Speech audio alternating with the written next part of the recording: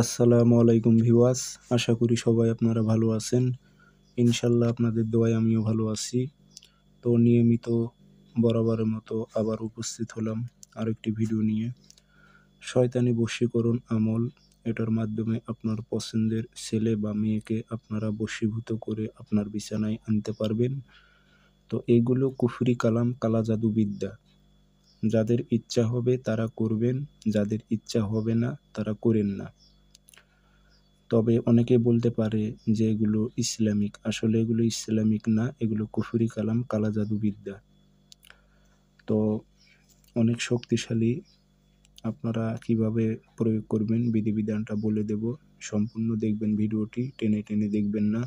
আর আমার চ্যানেলটি সাবস্ক্রাইব করে রাখবেন।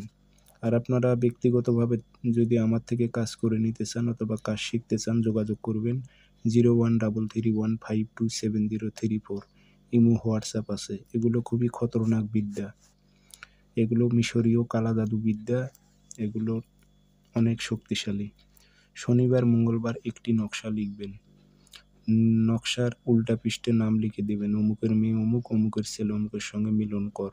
কোনো মেয়ে হয়ে যে ছেলের ওপর প্রয়োগ করে, অমুকের ছেলে অমুক, অমুকের মেয়ে অমুকের সঙ্গে মিলন কর।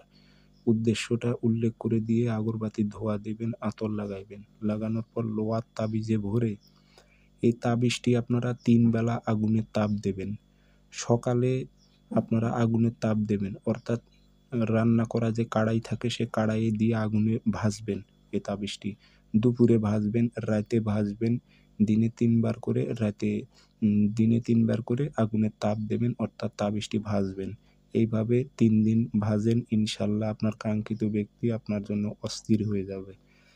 তো সবাই ভালো থাকবেন, সুস্থ থাকবেন, ধন্যবাদ।